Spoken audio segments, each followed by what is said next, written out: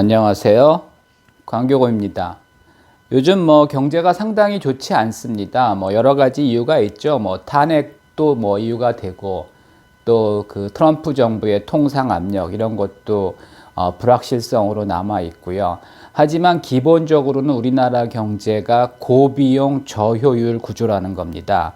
그거는 이제 지난 정권 때 그 최저임금이 많이 인상됐고 또 52시간 근무제로 노동시간은 제약되어 있는 데 비해서 또 부동산 값들이 많이 오르면서 이제 그런 것들이 다 원가에 이제 전가가 됩니다. 기본적으로 물건을 생산하거나 서비스를 제공할 때는 사람이 필요하죠. 그러니까 인건비가 나가는 거고 또 이제 건물이나 사무실이나 상가가 필요하죠. 그러면 이제 부동산 가격이 이제 문제가 되는 겁니다. 매매건 임대건 항상 마찬가지입니다. 그러다 보니까 경제가 안 좋고요.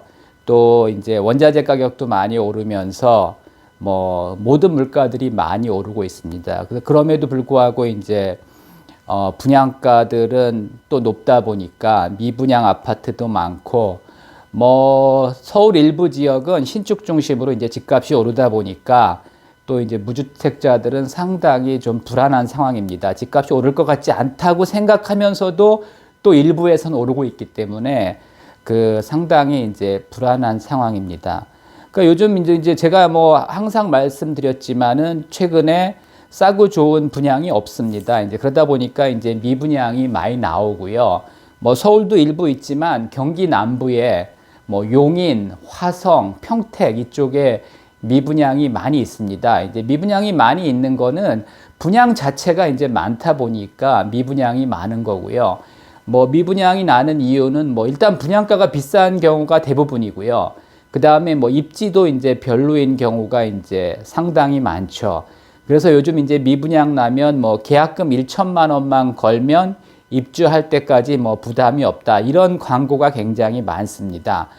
여기에 속아서 이제 계약을 하시면 안 됩니다. 왜냐하면 계약금만 건 상태에서는 내가 이제 이거 잘못 투자했다 그러면 계약금만 날리면 되거든요. 그리고 계약 해지하면 되는데 문제는 이제 계약금 걸고 이제 두세 달 있으면 중도금 대출을 받아야 됩니다.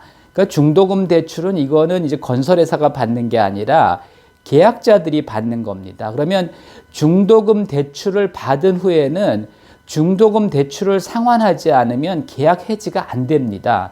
그래서 이제 계약금 1,000만 원밖에 안 걸었지만 이거 포기하고 계약 해지가 안 됩니다.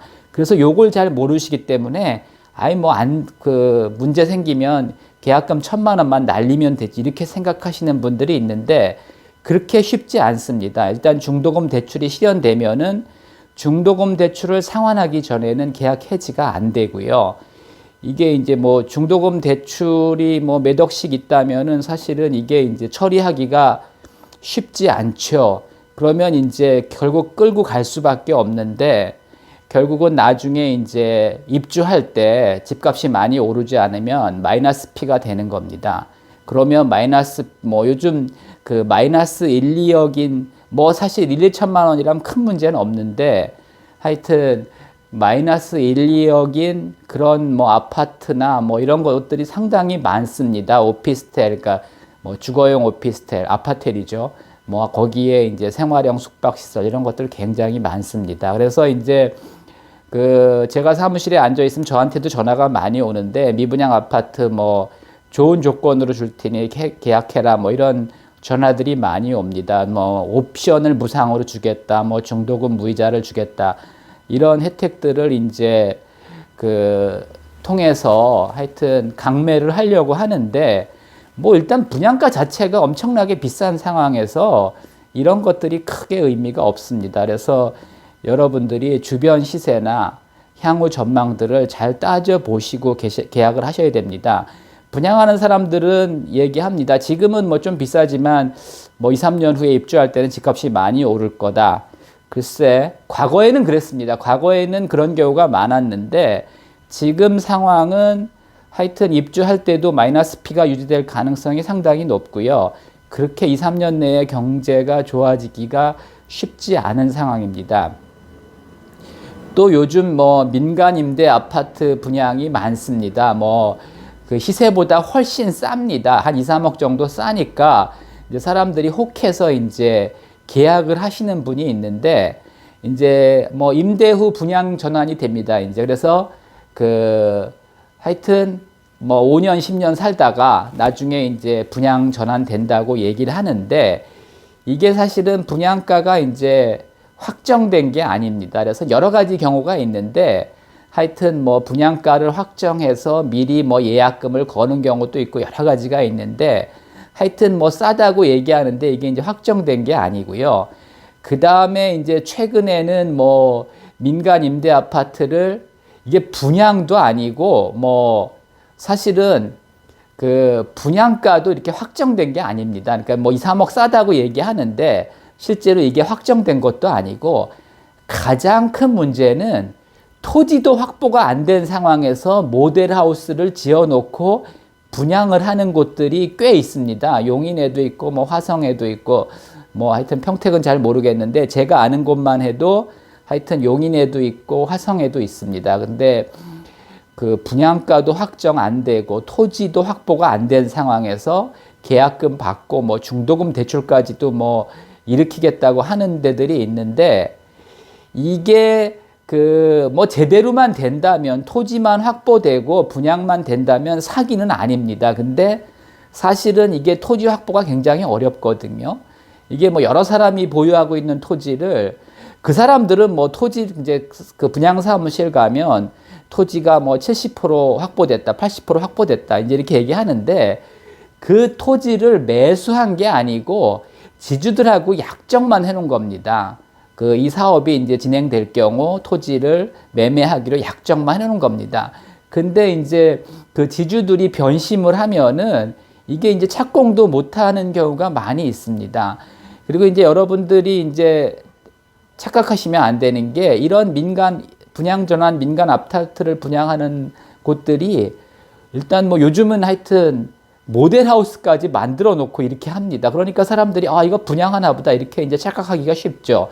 그 다음에 이제 시공사는 어디로 결정됐다 이렇게 얘기하는데, 이 시공사 결정도 계약이 돼 있는 게 아니라 그냥 MOU 같은 겁니다. 약정돼 있는 겁니다. 우리가 이제 사업이 잘 추진되면 니네랑 이제 시공을 하겠다 이렇게 약정만 돼 있는 거고요. 그 다음에 뭐 허그 보증이 돼 있다라는데, 분양도 안 됐는데 허그에서 보증해 주지는 않습니다. 그래서 이게 앞으로 이제 허그 보증을 받겠다는 거지, 이것도 허그 보증이 돼 있는 게 아니고요. 그 다음에 뭐 신탁이 돼 있다. 모든 자금은 다 신탁이 돼 있다. 이 신탁이라는 것은 신탁사가 자금 관리를 한다는 거지, 여러분의 그 계약금이나 이거를 보호해 준다는 뜻이 아닙니다. 그러니까 신탁사는 결국은 위탁자가 뭐 돈 주라면 돈 주고 돈 받으라면 돈 받는 거지, 이 사람들 신탁사가 여러분들의 그 원금을 보장해 주지 않습니다. 그러니까 뭐 신탁사가 자금 관리를 하니까 안전하다? 그렇지 않습니다. 뭐 여기 신탁사가 여러분이 낸 계약금이 일단은 신탁사에서 보관을 하고 있는데, 시행사가 뭐 하여튼 땅 산다 그러면 땅값 줘야죠. 뭐 영업한다면 영업비 줘야죠. 광고한다면 광고비 줘야죠. 그래서 사실은 이게 이제 제대로 추진이 안 되면 나중에 뭐 그 계약 해지가 가능하지만 원금을 그대로 다 돌려받을 가능성은 없습니다. 그동안 그 시행사가 쓴 비용들을 공제하고 나머지만 줄 가능성이 높습니다. 그래서 이 민간 임대 아파트, 분양 전환 민간 임대 아파트도 결국은 지역주택조합하고 비슷한데요.